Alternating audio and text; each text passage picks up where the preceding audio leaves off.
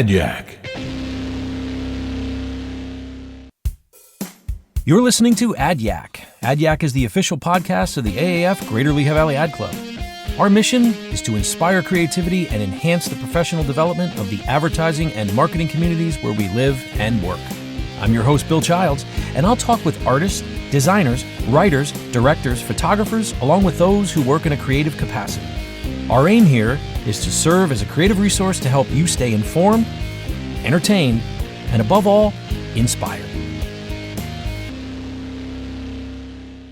AdYack is back.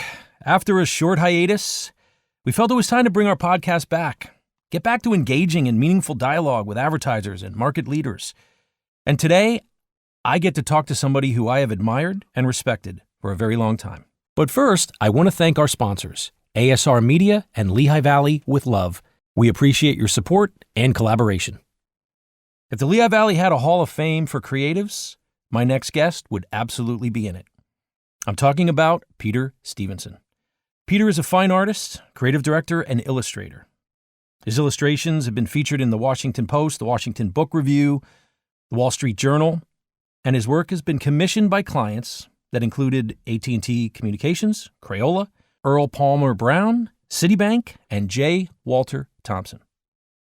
Stevenson spent decades working in advertising, first as an art director, then a creative director for leading agencies and corporations, such as AT&T, Aramark Corporation, Mara Advertising, and Stegler Wells in Brunswick. Eventually, he founded the Stevenson Group in Easton, which is when I met him for the first time back in 1999. I've always found his work to be smart, unconventional, and possessing a raw creative energy that allowed it to stand out, which would explain why he's won so many awards over the years. Peter is not only an exceptional artist and marketer, but someone that I've always found to be approachable and humble. So when it was time for me to choose my first guest to interview on AdYack, I knew it had to be Peter Stevenson. We yak it up on a bunch of great topics that include presentation techniques when showing work to clients, his belief that great work happens when you refuse to be mediocre, his early involvement in the Greater Lehigh Valley Ad Club, and how a bunch of kids on a school bus inspired an award-winning campaign for Crayola. So without further ado, this is my AdYack with Peter Stevenson. All right, man, here we are. Peter Stevenson, welcome to the AAF Greater Lehigh Valley podcast AdYack. I am super excited to talk to you. Before I do that, I want to just give a tip of the cap to Nathan Linder, who actually started this podcast. It was his idea. He ran with it. He has been gracious enough to turn the reins over to me, but I wanted to thank him because he kind of set the tone, and we wouldn't be here certainly without Nathan Linder's idea to do this. So, Peter, welcome. Thanks for having me, Bill. Good to be here. I appreciate it. Absolutely. I want to get right into it. So you and I first met in 1999. I was working at Adams Outdoor Advertising. I had just been hired there. I came over from the morning call, and I got really lucky in that I was put into a situation from a gentleman who was running the Adams at the time, John Hayes. And you showed up at one of our creative sessions, right? But before that, I remember seeing an ad that you had done on the back of the Eastern PA Business Journal that said mediocrity sucks. And it was like, first of all, seeing the word sucks in an ad, mediocrity, which I've tried to not be, my entire life, to see those two words together. And then it was a photo of a Doberman, like attacking. And the copy was even better because it was like, what did you expect? Two shaking hands, two business people shaking hands. I was like, who is this? Who is it? Oh, because it made an impact. And I looked at the bottom, and there it was, the Stevenson Group. And I was like, I like this. This is cool. So when I got to meet you at Adams in the creative session room, I got it to put two and two together. So talk to me a little bit about what you remember about that day, that meeting at Adams. John and I run the same mission, John Hayes and I, and that was to try to raise the bar a little bit as far as the creative approach, the approach to creative in the area, in the region. John was trying to do that, and I had just started my agency, so know, trying to set a precedent for what our attitude was about it. And John and I talked, and that ad kind of summed up where I wanted to sum up what our attitude was with the agency and what we were trying to do. And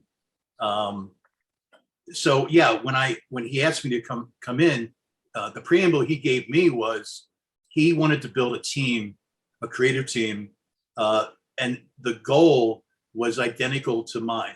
And he felt like it would be opportune for us to get together and for me to sort of lay it down from a creative director's term to you guys as to how to, what some of the benefits are and how you get your thinking in order and thinking in line. Well, it was cool because he was very clear about what he wanted to do. Like he set a mission down, laid it down. And I remember it was about 10 different steps of, he said, it's going to take about 3 to 6 months to improve the market. We're going to hold clients accountable with what good design is, right?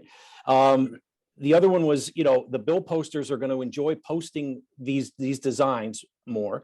The clients that were currently running outdoor were going to get better results. I mean, he had the whole thing laid out. And like number 9, I think was, we'll probably drive more revenue. And number 10, I believe was, and I think we're going to win a lot of awards.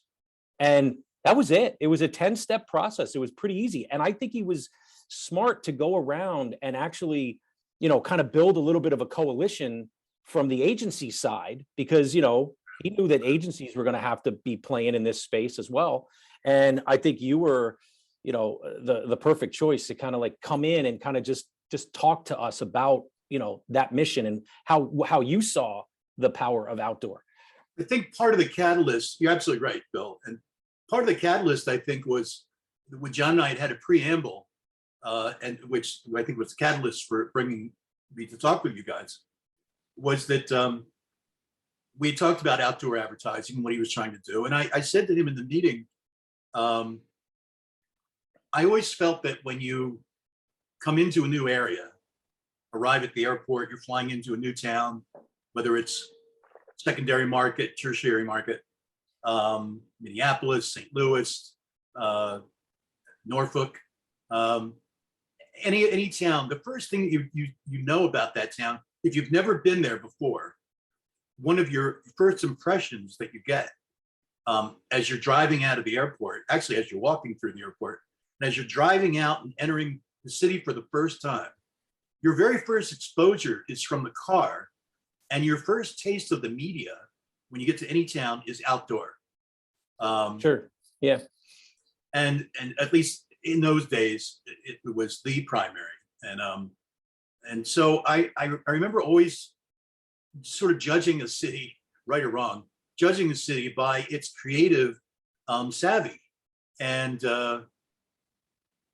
seeing just how clever, interesting, and how current their thinking was, and most of all, seeing what type of creative the clients were willing to accept, which told me a lot about the culture. Absolutely. As well. So in thinking of the Lehigh Valley, I said, John, I think we need to advertise that for the Lehigh Valley's sake, that the Valley is a very savvy, slick, current, headed towards, a direction in the forward. And Yes. that the advertising needs to reflect that, as it does in my experience with other cities. And he 100% agreed. And that's when I think we agreed to get together and talk and have me re-explain some of my motives to you guys as well. Absolutely. Well, have you ever heard the term your vibe attracts your tribe? Absolutely. It's good. Yeah. Well, before I knew what that term was, I think when you came into the room, I think I recognized a kindred spirit. And I was like, whatever this guy's about, that's what I want to be about, because he gets it. Like you get we were twin sons of different mothers, I think. We talked for 15 minutes straight, lots of energy. Bill, you were lit up, electric. Yeah. Your energy was incredibly impressive to me. I remember that. Yeah. Yep. Because I was just like, yes. And chomping at the bit. Yeah. And I love what, for even after I've left Adams and went on to other things, when I was at the agency, and I was whenever there was a billboard or an outdoor as part of the brief, we always would start there.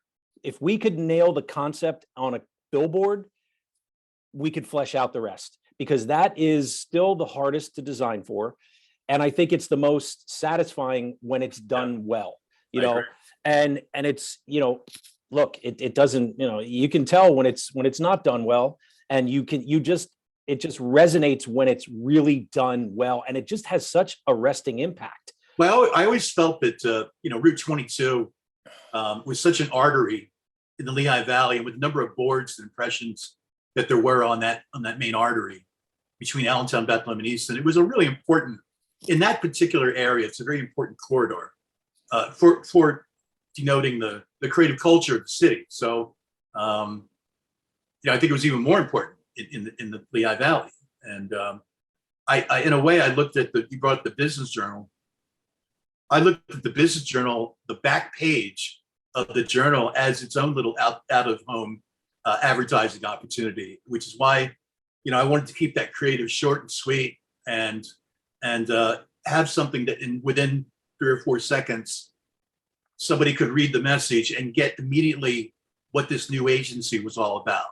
So, you know, hopefully, and it sounds like you agreed that mediocrity sucks. It did, I think, a number of things to describe what our attitude was. Well, I think I love that, because if you're a business and you're kind of offended by that, then you're not somebody that you shouldn't really be working together. But if you kind of look at that and kind of go, you know what, I don't want to be about mediocrity. I don't want to be mediocre. Then that opens up a dialogue. So, well, I've always felt that you can never be better than your clients can accept. So if you have the best ideas in the world, they'll never see the light of day if you don't have a client that's savvy enough to recognize good creative. The best salesman in the world isn't going to sell if they don't have a receptive client. So I've always given equal credit to any client, any work that you see developed that's groundbreaking. I think you have to give equal credit to the client who was willing to see and understand and process good creative. Absolutely. I agree.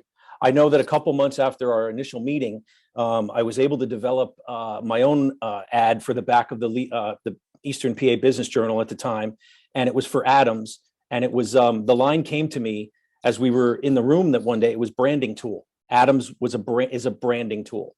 So it ended up being an ad that we got an actual branding tool fabricated. We went to Hub Wilson, who shot it, and he figured out a way how to make it smoke by heating up the tool, right? Because it was pretty thick metal. He heated it up and he sprayed it with WD-40, and this big cloud of smoke would come up. And he had it positioned on an anvil. He had like barn board in the background. And the ad headline just said branding tool, and it showed the Adams logo crafted onto a brand. And he did a beautiful job with the photography. And I was really proud of that ad, because it just encapsulated what Adams Outdoor is, what billboards are. They are branding tools. And we didn't have to have, the logo again down at the bottom. We had Adams Outdoor Advertising, but we didn't have to have that branding symbol again, which I thought was pretty cool. And so. Man, it was cool. And I remember that ad. And boy, you can't beat some of the days before, CGI,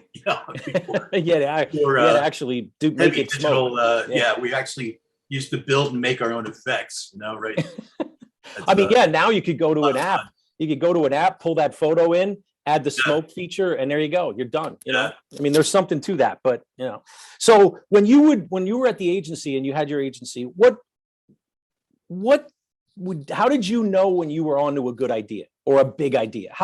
What was your process as you would kind of develop some of these things for Martin Guitar? And I know you worked with Crayola and some of the other places that you worked. How did you resonate and kind of okay, this is feeling like something? What was your process around that? Well, we always had to start with the premise that we understood who our audience was. We did our homework, even the very early stages of creative. We had to make sure that we understood who's getting the message and the psychographics and demographics about the target audience. So we had to know that. and understand it deeply so that we get into their heads, and then sit back and try to be that audience. And I believe strongly in group brainstorming. I know, it's controversial sometimes whether brainstorming is effective or not. I don't think there's one method. I think a number of methods are good. I do believe there's a lot of strength in having honest, open, contributive sessions. But I also strongly believe in the value of, being in the shower or sitting on the toilet and having some of your best ideas. Oh, absolutely. Those moments where you're, maybe slightly less than meditating. Although I can meditate and be on the toilet at the same time. But, right. I think those moments, those silent moments, you can have epiphanies anywhere. And to always recognize when those thoughts have been in your brain and they've been sort of cooking and marinating, recognize when something pops out and comes to the top. But I think it's a number of things. And I think that's the way we typically always did it. But, I always like the group input first, because you can build on ideas if you have an honest, open environment that promotes, truly honest input. And there's no such thing as a bad idea. I don't completely buy that. I do think there are bad ideas. But I think it's okay to present them, knowing that they may not be good. I think as you build, you can sometimes build a fantastic idea out of earth and clay of original ideas. So I look at that as like when we call a bad idea, just an idea that just doesn't work. Sometimes that can be fertilizer for the good idea, which I think is what you're saying, right? And I don't know where I got this from. This is just how I've always approached this type of work, Peter. I never believed that as a creative director, when I was at the agency, that I was the one that had to have all the ideas all the time. An idea can come from anywhere and anyone at any time. And my job was to be that receptacle, that receptor, to kind of be willing to listen, to hear it, and if I'm in my own way, or if I'm in my own ego, I'm not going to hear it. So I always made sure to listen to everyone's idea, because I can't tell you how many times someone threw, like, as a throwaway line, said something, and I went, wait a minute, what did you just say? And that it built on that, and it went from there so many times. It's hard for us to be, objective, all of us to be objective with our own ideas sometimes. I would have people say to me, I have this idea here, but it's not very good. And I always wanted to see that idea that was not very good, because, well, hold on a minute. You may not know if it's good or not. I don't always know if an idea is good or not. And so I'd want to look at those, because it's amazing how many times something was saved from the trash can by somebody's own device. And it actually was a really good idea. Or it was the good kernel of an idea, as you said earlier. Yep. The kernel of an idea that, with a couple of twists and tweaks. And I think ultimately, if you're looking at good creative direction, that is ultimately the job of a good creative director, not only to passionately sell the work, but before you get to that stage, be able to help other people identify what the good ideas are, if they have them or not, and to help that along, because to look at other people's work objectively without personal ego or personal agenda can be super beneficial. Absolutely. Yeah. I'll tell you, the best example I know about that was a collaboration at the agency when we had to come up with an idea for Plantique. Plantique was a landscaping company. They were a sponsor of Music Fest. They got a commercial over there, and it was the owner at the time, the CEO, said, "Hey, we need a commercial for Music Fest." So I was like, okay. So we're kicking it around, and I said to the production director at the time, John Mulder, I said, "Wouldn't it be cool if Robert Plant would play Music Fest? How awesome that would be, because not only would I love to see Robert Plant play Music Fest, but Plantique could sponsor Robert Plant, right?" And then, like it. Right. So that was it. So then he goes, "Yeah, it's cool." And he goes on his way. I go on my way. The next morning he comes in, he goes, hey, take a look at this. He shows me a piece of paper, and on it is listed band names that all tie back to nature. Michelle Branch, Buddy Holly, Soundgarden, Rolling Stones, all that kind of stuff, right? And I was like, oh my God, you're onto something here. Robert Plant was obviously one of them. So we pulled the team together because I feel like we have like the germ of a really cool idea here, right? And I have the whole team. We're about 12 strong at this point. We're chewing on it, right? Because we have the concept, but we need the bow on the top. We need to wrap it up. It needs to say something right at the end. So out of complete, utter frustration, Tony Zano, one of our editors, I was ready to wrap this up. I was ready to say, look, we've spent enough time on this. This was cool. This was nice, but I don't think this is going to work. I was just about ready to do that. And Tony goes, it's kind of like this. Music's in their nature and great landscaping's in Plantiques. And I was like, we're done here. And that was the ad. And then the ad was the names. And it said music's in their nature, great landscaping's in ours. Plantique. And brilliant borrowed interest, obviously. So and just total collaboration, and just from me throwing it into John Mulder's brain about Robert Plant, him going home and noticing all the other one, the Vines was one. There's like a whole bunch of them that have these nature names in their name, and that was it. So I love how creative can develop like that sometimes, and I think the best creative directors set the environment and the tone for that to happen. Oh yeah, and that's just something I've always felt was is really what I love about this craft is that I love good ideas, but I love great ones even more. And I was listening to this one interview with Ethan Hawke, and he was telling a story about Peter Weir, the director of Dead Poet Society, and he said, going from good to great is a turn of the screw, but it's the hardest turn. It's the hardest turn, and boy, is that true. So let's change gears a little bit. When you actually you started out as a fine artist. That was your kind of your career track. You kind of started out as fine art. You had this middle portion where you went into advertising, and now you're back in the fine art world. So give me that. Let's talk about that a little bit. Yeah, man. In a nutshell, I went to University of Maryland, and I was, and this is back in the tumultuous early 70s, and it was the last thing on my mind. Advertising was the man, and I just wanted to paint and draw and be creative that way.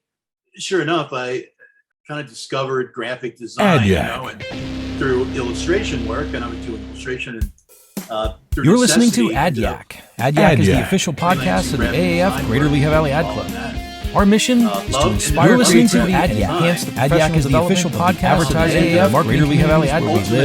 Our mission is to inspire creativity, and I'll talk with artists, designers, writers, and directors, photographers, along with those who work in a creative. I'm your host, Bill Childs. Our aim here is to serve designers, creative writers to help directors, photographers, along with those who work in a creative, and above all, our aim here is to serve as a creative resource to help you stay informed, entertained, and above all, inspired. After a short hiatus, we felt it was time to bring our podcast back. AdYack engaging in meaningful dialogue with advertisers. After a short hiatus, and today it was time to bring our podcast to talk to somebody who I have engaging in meaningful dialogue with advertisers and market leaders. But first, I want to thank our sponsor today, ASR Media, and Lehigh Valley with love and respect. We appreciate your support and collaboration. But first, I want to thank our sponsor, Lehigh Valley ASR Media and Lehigh Valley with love. My next guest, we appreciate your support and collaboration. I'm talking about Peter. If the Lehigh Valley had a Hall of Fame, Peter is a fine artist. My next guest will absolutely be in it. His illustrations talking about in the Washington Post, the Washington Book Review. Peter is a fine artist, illustrative journal, and illustrator, and his work has been commissioned by clients, have been featured in the Washington Post, the Washington Book Review, Crayola,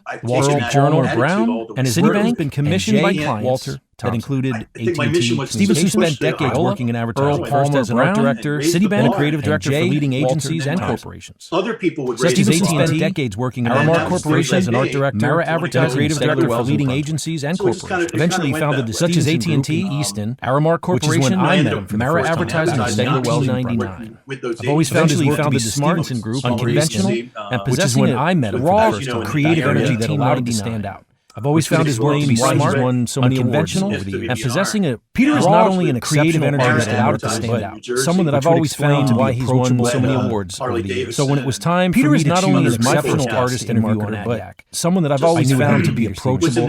We yack it up on a bunch of great topics for me to choose my presentation techniques when showing work to clients. I knew it had to be belief that great work. We yack it up on a bunch of great topics that include his early involvement in the techniques when showing work to clients, and how a bunch of kids great work happens when you inspired an award-mediocre campaign. His early involvement in the Greater Lehigh Valley without further ado, and how a bunch of kids on a school bus inspired an award-winning campaign for creative. Mostly illustrations. So without further ado, Getting this is my AdYack with Peter Stevenson. Well, that was another campaign you worked on that to me just, oh man, I just resonated with so much. The Celtic Classic stuff, those illustrations, those banners that would hang over there. I mean, you cleaned up at the Addy Awards. Like, I mean, wow, just like those, I love those. And I think that's you using really your illustration side and your graphic design side, and then creating marketing and messaging that's memorable. That's the trifecta right there. It was a golden opportunity. John Sweeney and some of the people early on, I developed relationships with, and I was on the board, wanted to be on the board, having a Celtic heritage, and so you did the logo. You did the logo for them as well, right? Yeah, I did. That actually came after the first poster campaign. They kind of said, "Well, can you do this and can you do that?" And, I thought, well, I could do something that was scalable across all of the media which they weren't doing up until then, and something from a design standpoint that would hopefully do all the things that they needed it to do, which is grab attention, be impactful and colorful and to the point, and also maybe collectible, which they had never really had a huge success with. And they had some with some of their posters, but I mean, so the idea really came out of I wanted to do something illustrative. I love poster art, and it is the merging, as to your point. Poster art is the merging of graphic design and illustration, 100%. And so I just fell in love with the idea of that. And yeah, after the first one, it was scalable. We used it all through print and video and on their website, and so that one was a success. And so I ended up not only that, but I ended up selling the posters at the events, which was pretty successful. When they blew up those big banners on the bridge, that kind of blew my mind. It's nice to see that up until recently they're actually still using them. Yeah, I was there this year, and they're still using them. Yeah. The big ones, the really big ones, got destroyed, I think, but through either people or weather. But they still have some smaller ones, and they're in the background. They're in the background of almost every photo that ever gets taken over there because they're just so massive. Here's another question I wanted to ask you. We talked a little bit about this one day. I want you to share your process about how you present an idea to a client. You're going in. It's time to show the work. I was fascinated by this. So I just tell me about you're presenting an idea. Well, it's never the same twice, obviously, but typically I have a process that I'll give it away here. But my process was, and this may not work for everybody, but I'd like to, of course, having done my homework, I like to make sure that the creative approaches, albeit even if they're pretty severe, creative directions, chancy, I guess, risky. I'll even use that word, but not risky with no rationale. Right. I believe risk needs to be weighed alongside of effectiveness. So, sure. So I do believe that if you've done your work and the creative that you've developed is on target and you believe it's on target, regardless of how groundbreaking, the effects are with what you're presenting. I think if you've done your work and you've hit it, the idea of stepping a client through the process, an abridged version of what your process was, and always giving the rationale through data and through the all the necessities of tactics and approaches, as we all know what they are: demographics, psychographics, target audience, et cetera, et cetera, et cetera, and leading them through. I think what I used to like to do is to get the client, get the heads nodding yes in the room by saying things, for instance, we want to make sure that we're really hitting this idea or this question, and everyone answers yes. And we want something that's going to really pop, but still speak to that. Yes, everyone nods yes.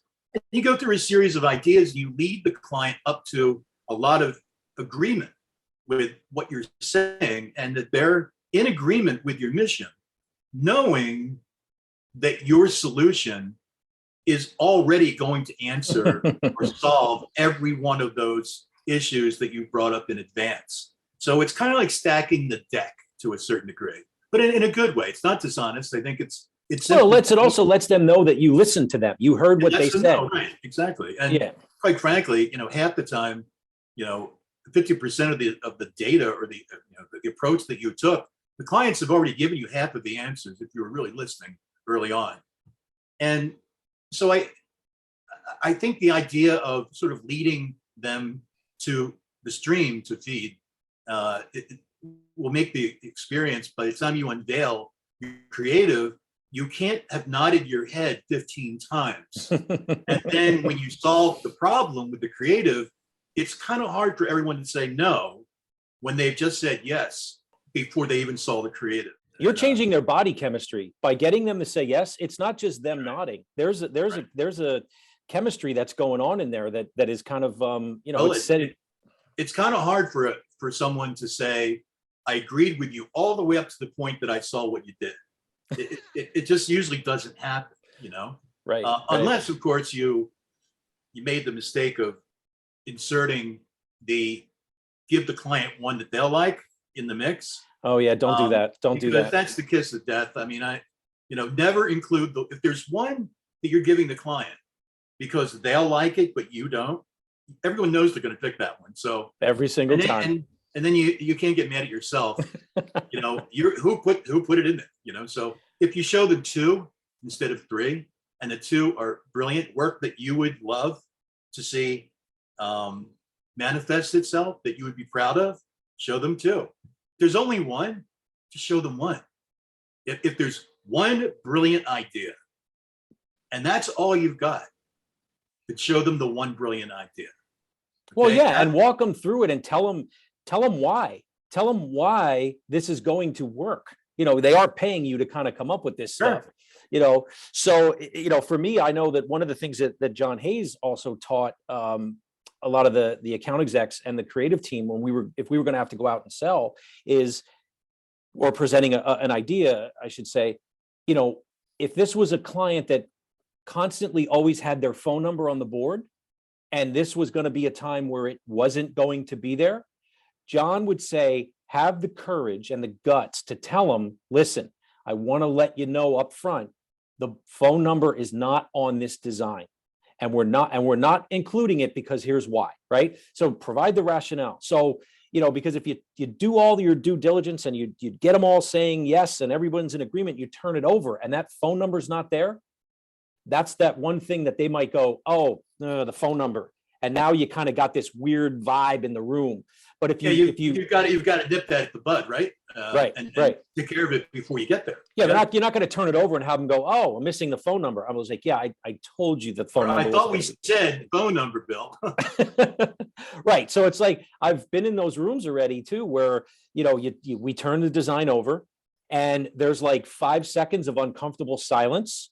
And you've heard the old cliche, he who talks first loses.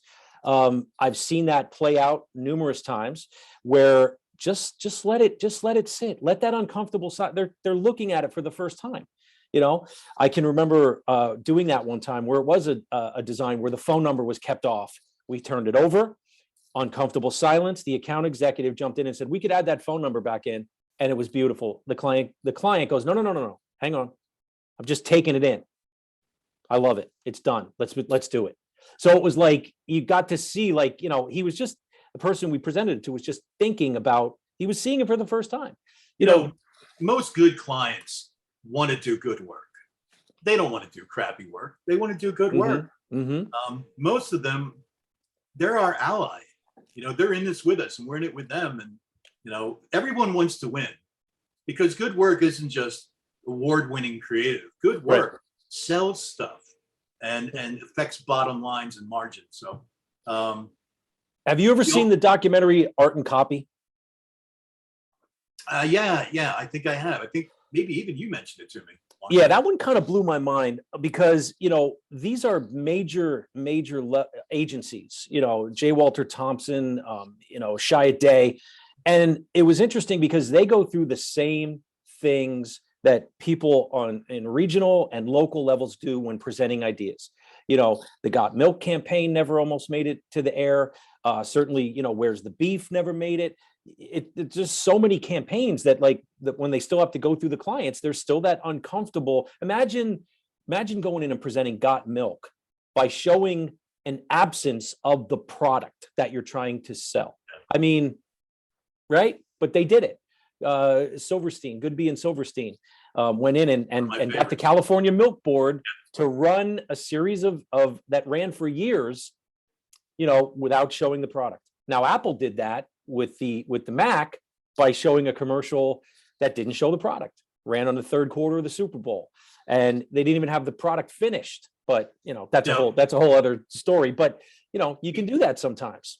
We did a along that line.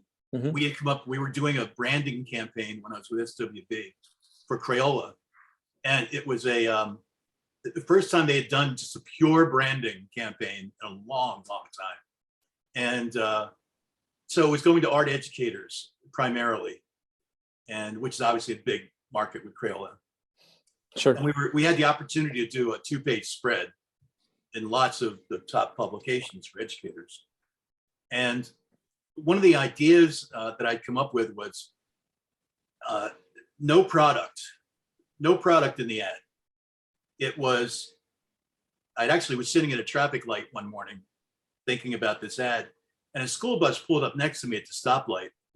And on the bus, it was in the afternoon, not morning, and the bus pulled up, and a bunch of kids were up in the window staring down in the car the way they do. And they were holding up projects, plastered them up in the window. They're all screaming and yelling and saying, look at my stuff.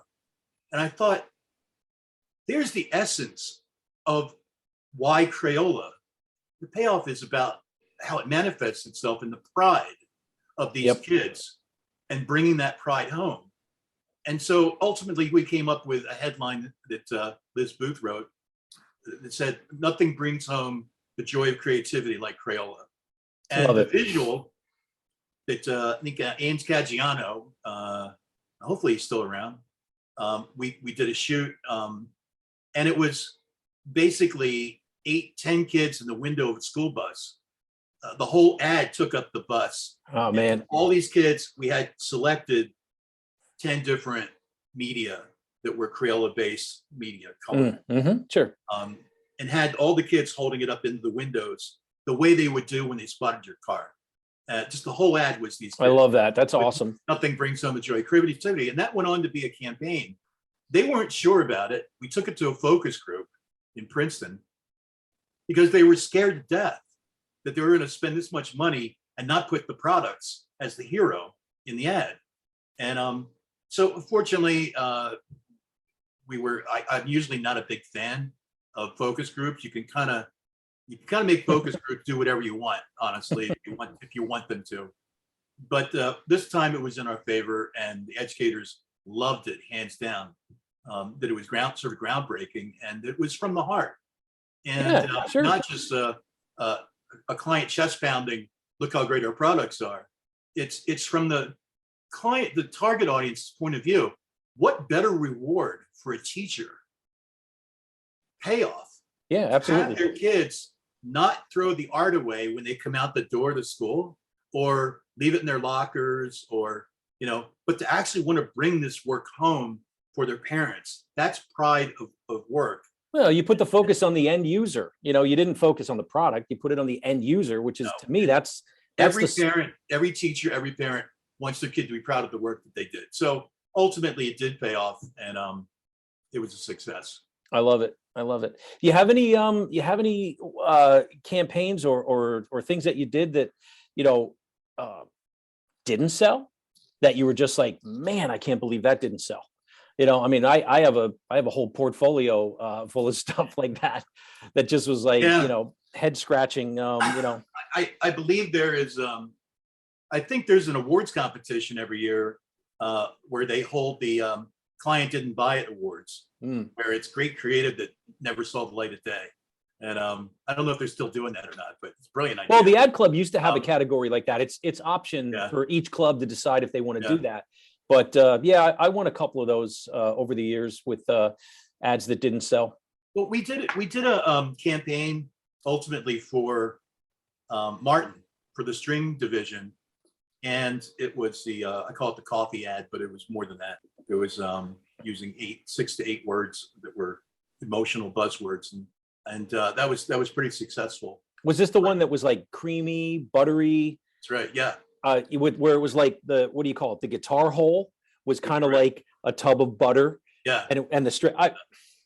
Yeah. It was all sort of a double entendre, a visual double entendre, and so it was 6 different ideas in the campaign, and in the genesis of that, the first idea that I had, or it was one of the ideas that we presented that I actually loved the most. Okay, it was and it came out of a great brainstorming session at a diner when we left the meeting. Actually, we started brainstorming 15 minutes after leaving the meeting. We never even made it back to the agency. We just started. The ideas were coming. Always the best time is capture that moment when you've just left the meeting, when all the synapses are firing, And one of the ideas that came out of it was pretty funny, hilarious brainstorming period for lunch. But one of the ideas that came out ultimately ended up a headline that said, "Feed your pie hole." No, it was "Feed your sound hole." Feed your sound hole. Yes, yes, I remember. The visual, if you can imagine this, was a baby's face in hysterical crying mode with big cheeks, and it even looked like the shape of a dreadnought guitar. And the baby was turned sideways, the way a guitar would be. Right. And the baby's mouth was wide open, like the hole of a guitar. Well, I would think guitarists would get that, right? Yeah, people who play guitar would be like, "That's awesome," right? And it was something Feed your about sound hole. Your baby's hungry. Feed their sound hole. That's what it was. Oh my God, there's like so many different offshoots of that. The guitar is guitar's baby. It's their baby. So they kind of would understand that. And so we did this and presented it. And Martin, they just couldn't. They just couldn't get there, huh? Couldn't get there. But they did love it. But they just couldn't do it. So we ended up with the campaign that I spoke about earlier.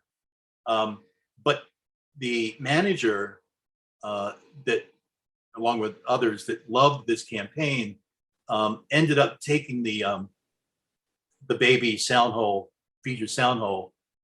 They ended up blowing it up into giant posters and took it to the NAMM show in California. Nice. So it did exist. It was created, and it did end up going to California, only under certain circumstances. But apparently, it got a lot of notice. Well, I just want to mention too that I don't know if a lot of people know this, but you were at the early days of the ad club, the formation of the Greater Lehigh Valley Ad Club. You were there at the table. I mean, I remember going to a second meeting because John Hayes, again, at the time I was at Adams, said, I want us to be there. I want us represented. They're starting an ad club chapter here in the Valley. Prior to that, we had one in Scranton. There was one in Scranton and there was one in Philly. So I remembered too, like being excited that you were there, because I had known you and I was like, oh, I like this guy. And the other thing I liked about it was you were always so approachable. You weren't someone that was like, get away from me, kid. I'm too busy, creating award-winning stuff. Yeah, get out of here. You were like, you just were, you like to talk about your craft. And I know here we are, you're my first guest. It's appropriate that it's you. Bill, first of all, I'm actually honored, quite frankly. If anybody was going to do this, you're my pick. So thank you. I'm having a ball. The fact that you're the one doing this. The ad club, when I first moved to Lehigh Valley, I was still working in New York, and I wanted to sort of change my life and relocate to the Valley. But I realized I didn't know its soul, and I just ended up with a little design firm before I went with SWB. I kind of bagged it and came out. Took a big risk, with this little design firm called Creative Concepts out on 15th Street, which lasted about 8 months, I think. But I realized I didn't know anyone. And so I thought, well, how am I going to get to know people in this community? And I asked around, there was no ad club. There was no club at all. And so I thought, well, I'll make one. So I grabbed some money out of a spare account, and I printed up a bunch of direct mail pieces and invited the community. I did my research and found out who the art directors were, who the creative directors and writers and designers, and put together a list of people that I didn't know but had compiled it. And I mailed this out to probably 200 people in the Lehigh Valley and said, I'd like to get to know you. I want to start an ad club. Do you want to help me build this? It will take a community, literally, to do this. And would everybody be on board? If you want to hear about it, come to a night at the Hotel Bethlehem. And I rented out part of the ballroom at the Hotel Bethlehem and invited everyone to come out. And I had hors d'oeuvres, and people came out, and I had great attendance. Maybe 50 people showed up, and most of them, today in the business. And I got a lot of people to sign on for, vice presidents, secretary, treasurer, committee members, and it's all people in the community. And I'll tell you, the biggest part of this, and clearly the impetus for starting this, and I've told this before, and I'll tell you again, it was the camaraderie. It was about it was about having professional friends and people in the business that were based in the business, but the thing you had in common as a friend was the business. And ultimately, I think that was the biggest success of the original Art Directors Club, was that I think a lot of us made friends, and a lot of us, remained friends for a long time.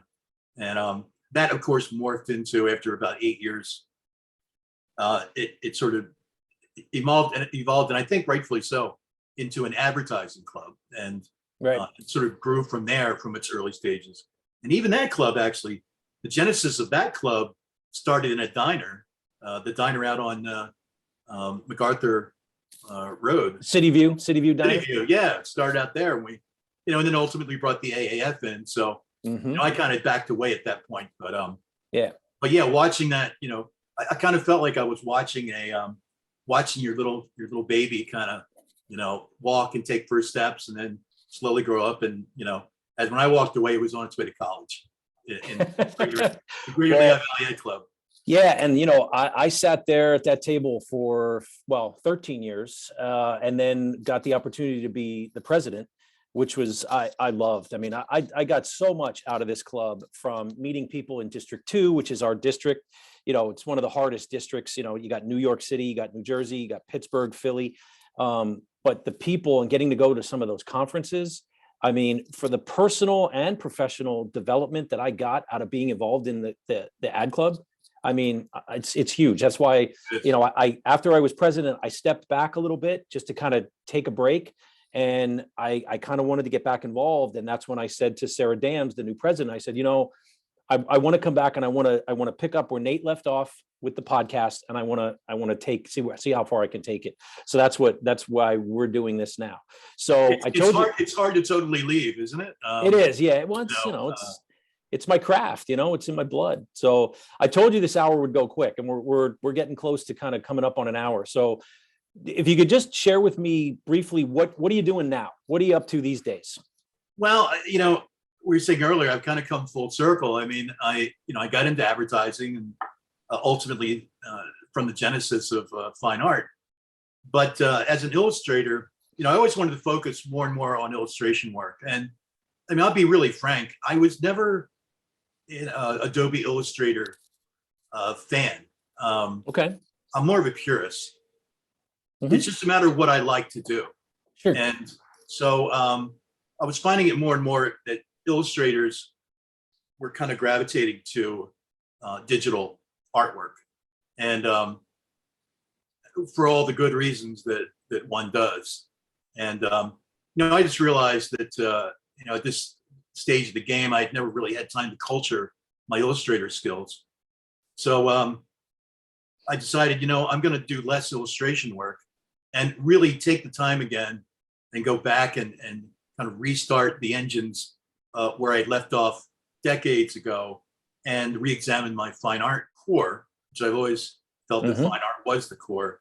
And now the last 6-7 years, I've had a chance to really get deeper and deeper into understanding myself better and understanding the fine artist that was still living in there, albeit with cobwebs, and get deeper into that and get past being scared to death of a blank canvas. And I've had, it's been pretty successful. It was being repped in a couple of galleries, and have been able to, fortunately begin to sell work, and things are going actually really well. So are you happy?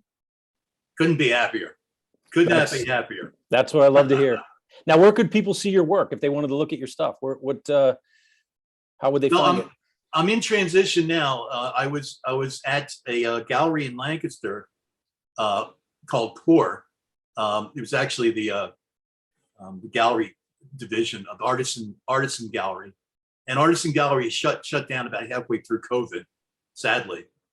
Okay. And I had maybe 4 or 5 one-man shows there over the last 2 or 3 years, and it was a good home for me, but they had to shut down.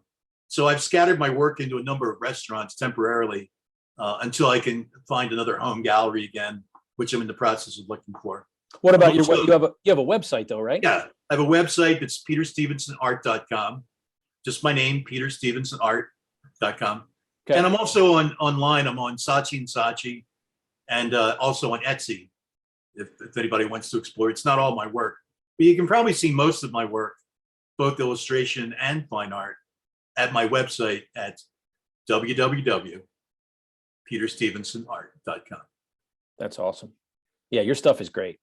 And I just, I am so really, I am grateful to you for just being so open with me over the years, whenever we've run into each other or wherever we've talked.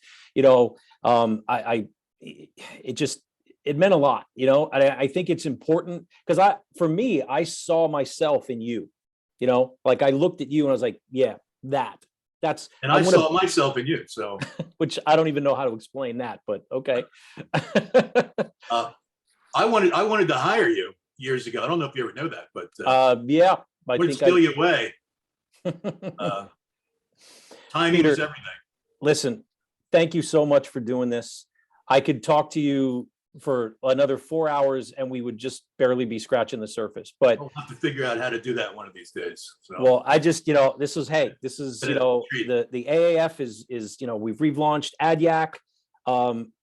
You're my first guest. I'm so happy for that. I'm so proud of that. I'm glad to hear that you're happy and you're doing well. You deserve it. You deserve it. You deserve all the success you can handle. Thank you. It's, meeting the folks at the holiday thing, seeing some old folks that I knew from the past, it was fantastic.